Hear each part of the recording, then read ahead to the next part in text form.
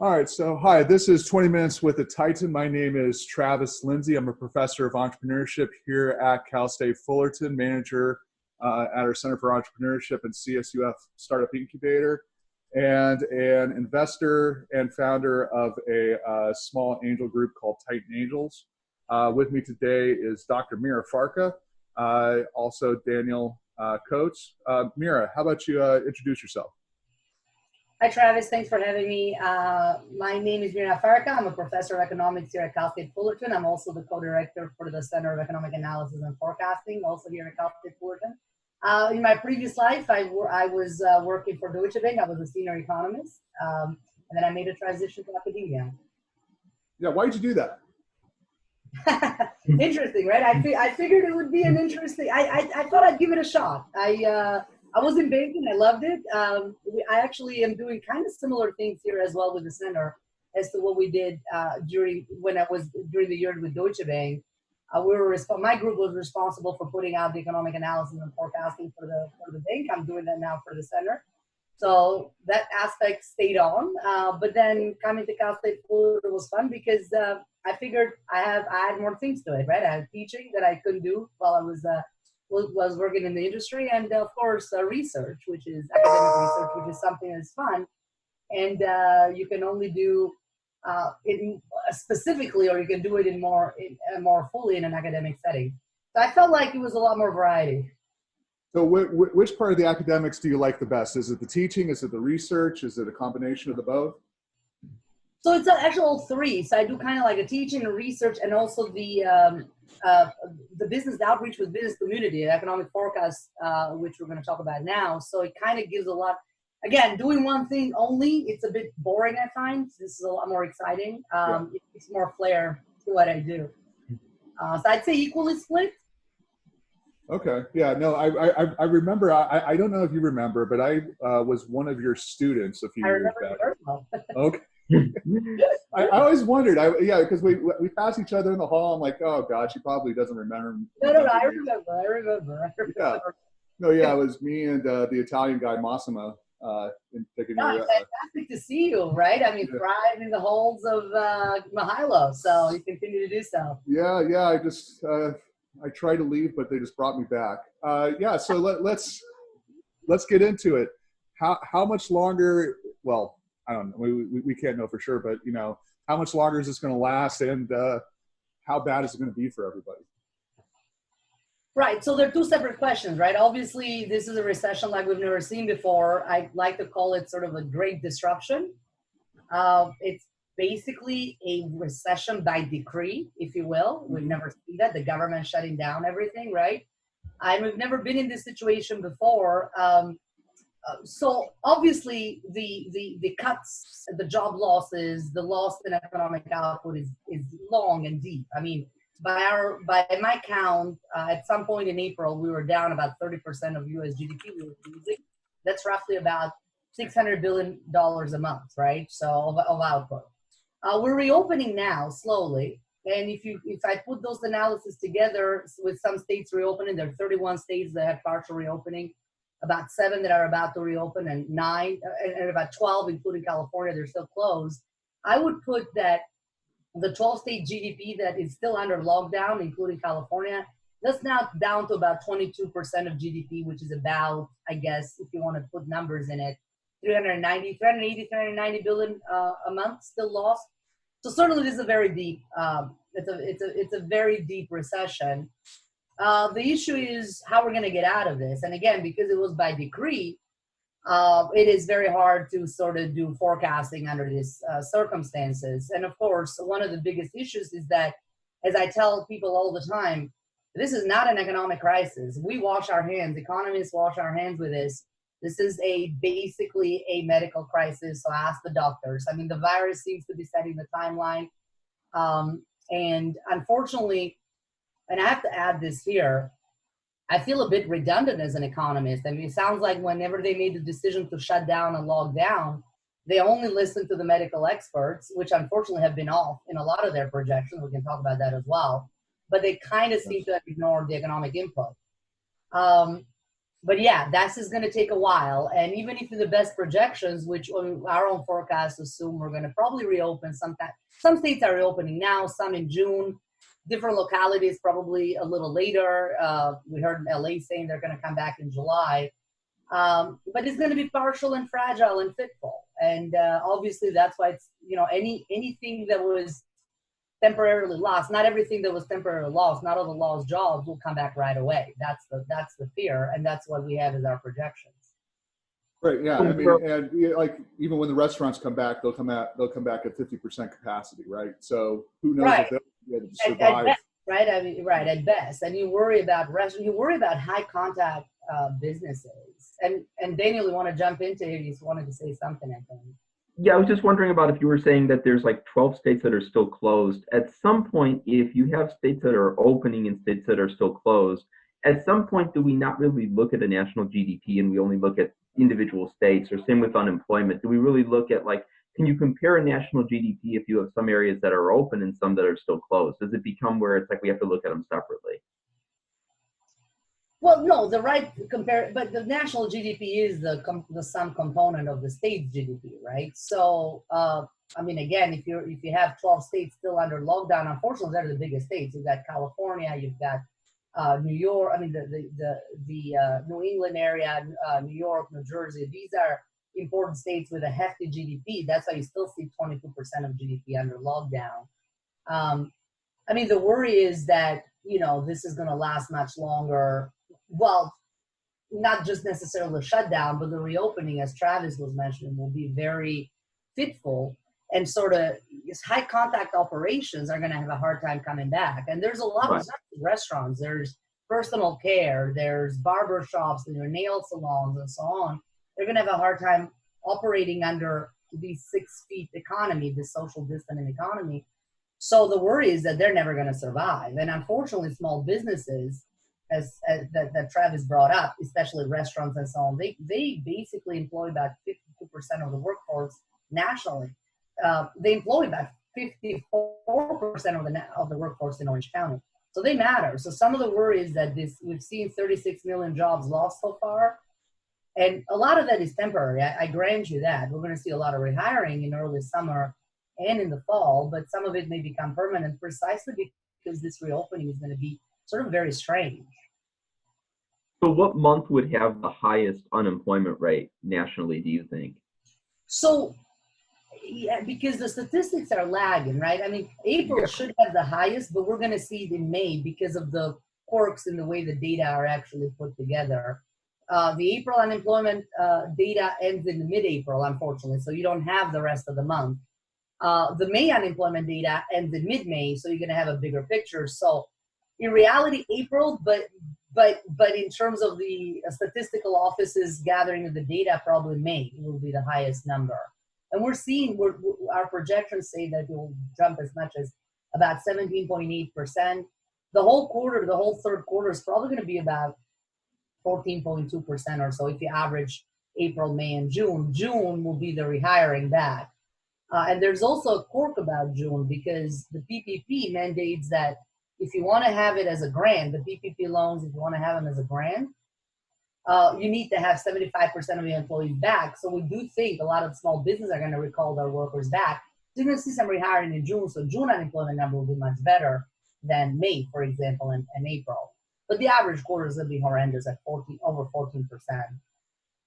So you picture just real quick, Daniel, what you were saying earlier about the different states and different GDPs. I mean, you could break that down even further. I mean, the Bay Area, LA County, they are being hit, I think, a lot harder than like Orange County or definitely less populated places. So there needs to be a more like white glove approach to this whole thing because not everybody's going to be the same.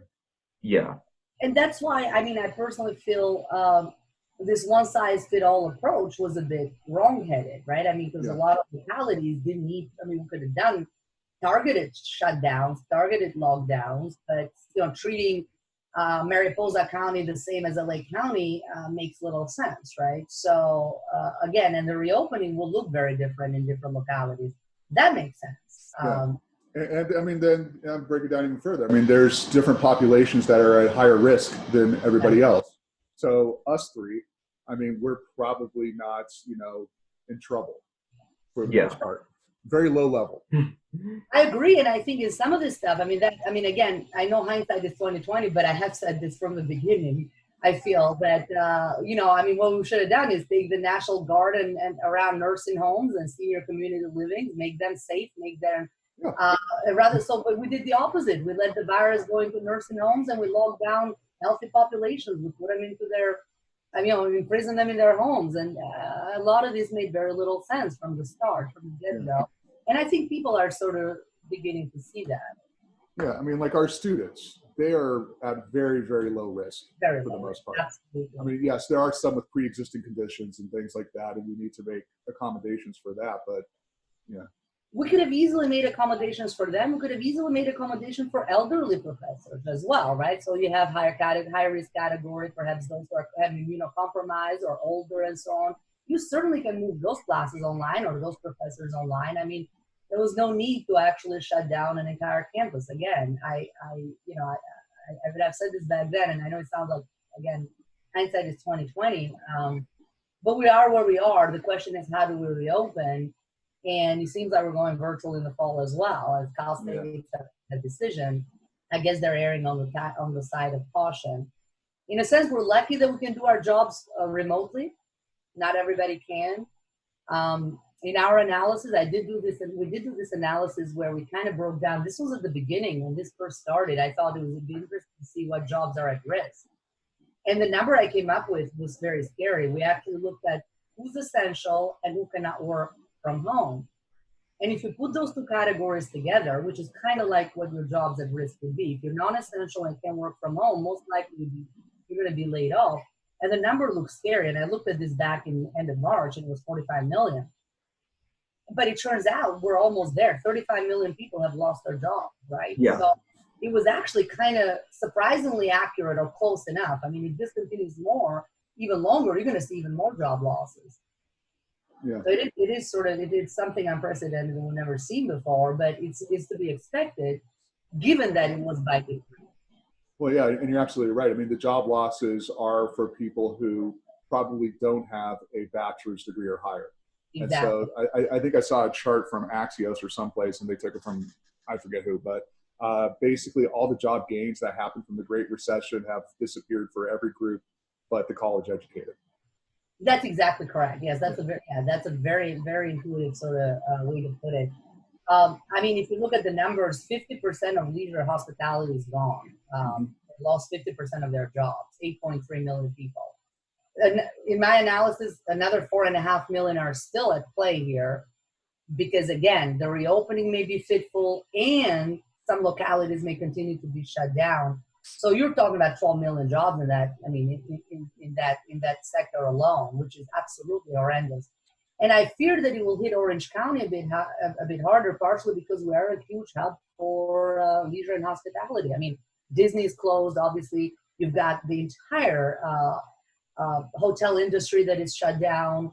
I know Hotel Irvine that hosts our conferences every year. They're actually not doing it. They're canceling every event till the end of the year. So you can think that this is happening throughout the county. So I think the job losses will continue in the leisure and hospitality, travel and tourism. Not so much anymore because of supply shutdown, because we're going to slowly reopen, but because demand is not going to be there, and you're not going to have these big gatherings like big conference events and so on. So Mira, do you think that college-educated people will begin to be impacted, though, by the job losses as there's like budget cuts to organizations and so forth? Like, will that start to rise as time goes on? So there are two things, right? One is the supply side of it, right? How many job cuts will occur because of the budget cuts from the state level? And the other thing is the demand to go back to college, right, from students. Speaking of Cal State Fullerton perspective, I think we're doing okay for the fall, for example. So the demand is still there because demand is driven mostly by demographics. Yeah. Although I have a bunch of students who are, anecdotally and even statistically, who are going to take a second look and think, is it worth going back to school for about a year or so? Should we take a year off to kind of reassess and see whether we need to take on more debt? So on the demand side, I think at least Orange County, at least Cal States will be okay. Different story for private colleges where, you know, the tuition is also a lot higher and you need to accumulate a lot more debt. And those are certainly in high risk. I mean, a study that I saw earlier shows that about 200 private colleges nationwide are set to go bankrupt because of this, right? Because demand will not be there. Again, Cal States are a little different. The public sector education is a little bit different. It's also a little bit cheaper. On the supply side, where there's going to be enough money to retain all our faculty, it all depends. I mean, obviously, the new budget that came out is about $54 billion in a hole. That seems a bit inflated, in a sense that, you know, even if that's indeed the whole, it isn't, because we have a rainy day fund of $16 billion. There's a couple of other things that other programs that can bring another total $30 billion that we have on reserves. You can do some accounting gimmick, which usually happens. So the hole is not as big as 50. You can plug it in a little bit, but certainly we're going to see some cuts. I expect furloughs, Travis. So you and I may, and so we're probably going to get some pay cuts. This back during Great Recession, 10% pay cuts. I wouldn't be surprised if it's even bigger than that. Yeah. No, and I'm so we're going to see mostly furloughs, I expect, before we see really job losses. Yeah, we're already doing that over at ASC. They were cutting, I think it was like a week, a month or something like that from a lot of the employees there. So I work for a center and I get paid through the ASC, but we're independent. So we, through, I guess, good management of our funds, we have enough comfortably to really get through the end of this year. But we'll see. I mean, who knows? A lot of our fees come from donors, from the clients that we have in our program, and those are businesses, and they're not in a spending mood right now. So we shall see. But yeah, I'm fully expecting to be furloughed at some point, especially if we can't go back to campus until later on this year. And that's a good scenario. Potentially even you may be shut down till spring or so, right? I mean, so those are. I mean, education is on the crosshair of this. And especially if your revenue generates primarily from donors or even tuition, you're certainly at a higher risk. But nobody will be spared, obviously. Daniel, you got any more questions, buddy? So what I was wondering is, what do you think is the longest that, like, let's say for LA County, how they want to extend the stay-at-home order for 3 months. So after that, it starts getting close to fall. What's the longest that they can extend that? Because won't it just get into another season and then there'll be worries about it resurging during the colder months? 2025. Exactly. That's what I'm trying to say. Exactly. No, I mean, that's exactly where the sort of this insanity starts to crop up. I mean, you told everybody to stay home, and let alone that you can argue with that decision, right? Whether you locking down healthy population made sense to begin with. But let's say we all did it, made a sacrifice, staying home, flattening the curve. Problem is now it seems like the goalpost has been moved, right? I mean, it's until we find it. I mean, Garcetti the other day said until we find a cure. I'm thinking, really? What if we never find a cure? It's a virus. There is no cure. Exactly. I mean, how many cures do we have for the common flu? Nothing really, right? I mean, so you're not going to. And I think that's where you see this bubbling anger from population, because eventually people are starting to think, well, we are destroying livelihoods, right? Potentially may cost lives, potentially, right? But certainly livelihoods. You're killing the economy. And especially when you're changing the goalposts. So the goal was to flatten the curve so we don't overburden the hospitals. But when you start talking about until we have a cure, until we have a vaccine, it seems like forever, like 20, until I retire, right, Travis? It could be as long as that. Yeah. No, yeah. I mean, I get it. Things are going to be changed for the foreseeable future, whether I like it or not. But I mean, everything's a trade-off, right? And so, yeah. So, I mean, I have great economics professors, so I understand that things are a trade-off. And okay, on the one side, maybe we're cutting down the number of deaths from the coronavirus, but on the other side, people are dying because they're getting depressed. They're losing jobs. They're losing their livelihoods. It's not an easy answer. I grant that, but something's got to change. Right, and I'm saying you have to be realistic. I mean, again, if it is that we shouldn't be overcrowding the hospitals, we achieved that goal. I mean, the Navy ship just left LA today, and it only treated 77 people, and it was 1,000 ship bed, right? I mean, in New York, same story. It was 1,000 ship bed. It treated 122 people. That's great news. I'm thinking this is good. We should take part from this. We didn't overwhelm the system, but now let's be realistic in reopening the economy. Sure, in stages, sure, in a safe way. You got to keep social distancing, perhaps wearing masks, all that. But certainly, you got to go back, because I'm not even sure we can keep the economy shut down until there's a cure or until there is a vaccine. It's preposterous to assume. It's actually, I mean, I'm actually a bit surprised by doctors and epidemiologists. I mean, you have to have a bit of humility, right? In these cases that you may actually not find a cure or potentially vaccine. I mean, we're all hoping that will happen. And I'm optimistic. I think we will have a vaccine. But again, there's a possibility you may not. And then what do you do in those cases? Well, and that's the thing about the whole national discussion. I mean, the doctors, Dr. Fauci and everybody else, I mean, they are going to be judged by how many deaths occur from the coronavirus. They're not going to be judged by any impact it has on the economy or anything else. So they're kind of incentivized to lower those numbers as much as possible.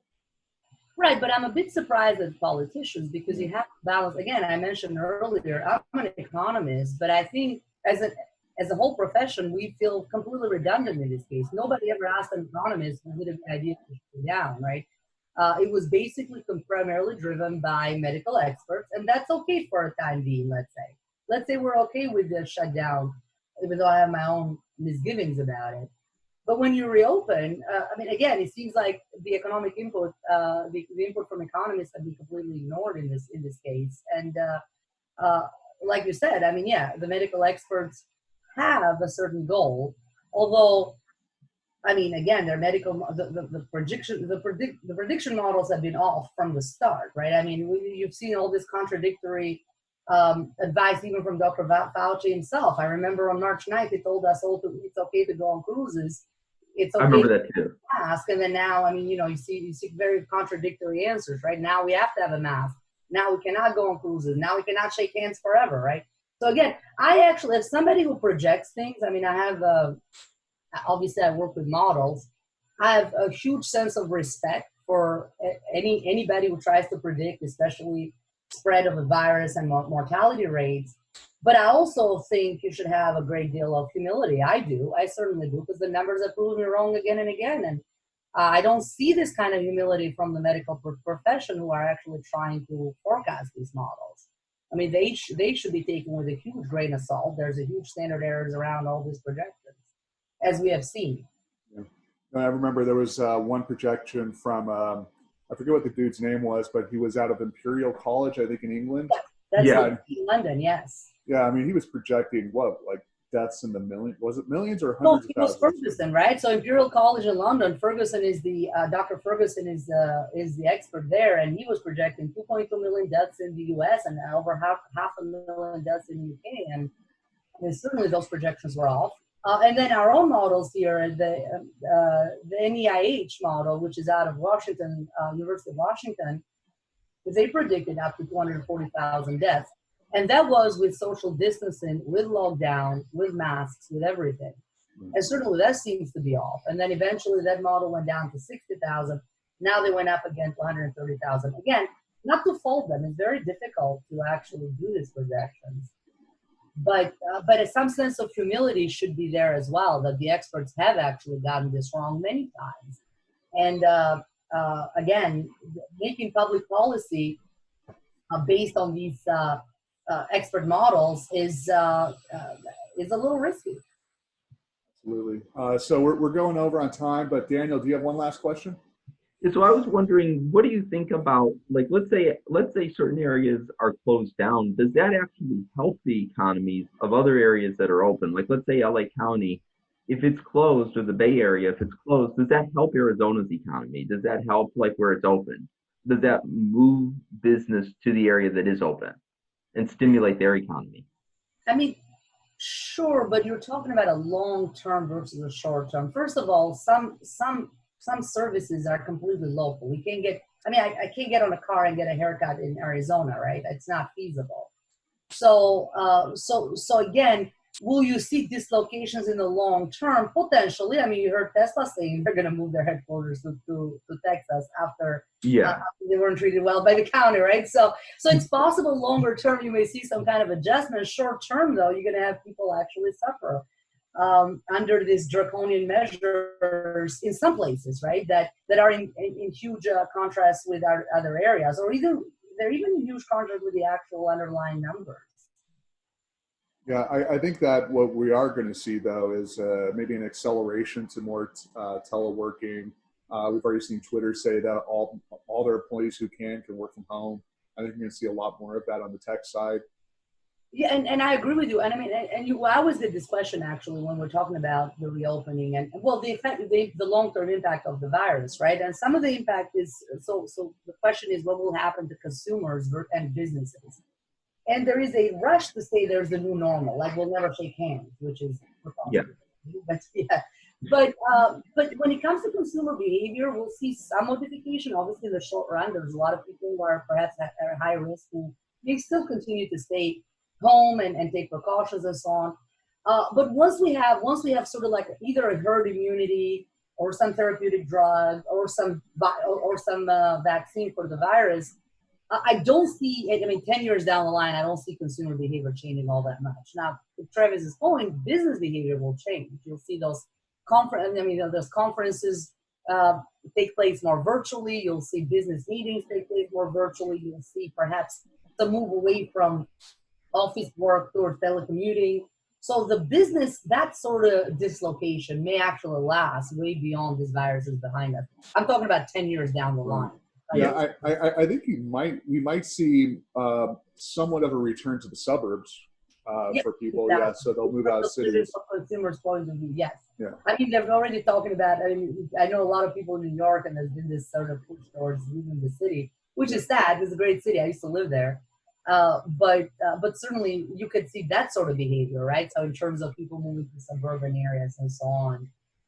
Absolutely. So there will be some long-term, but I give people this example. I don't know if you guys remember SARS in 2003 when it came out. I actually happened to visit Hong Kong in 2004, and I saw huge, I mean, you go anywhere, people wearing masks, there was social distancing, there was all this fear.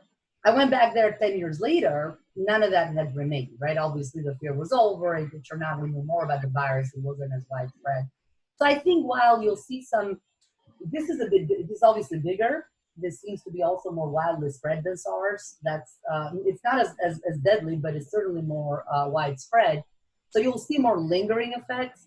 But certainly some of the customs will not die. I mean, we'll still want to go to a restaurant. I'm dying to go to a bar or a restaurant. I mean, I'm long overdue. So you'll see people flock back in. Again, 10 years down the line, you're still going to see bars and restaurants open, right? And you're still going to see people going there. And I'm dying to go see a basketball game. I mean, it's just. No, yeah, okay. So after all this is over, after we're able to go back to work, I'll take you to the cigar bar I belong to in Fullerton. I would love to come, Travis. That would be fantastic. Sounds good. All right. Thank you very much, Mira. That was fantastic. And thank you, Daniel. Thank you. It was a pleasure. It was a pleasure. Thank you.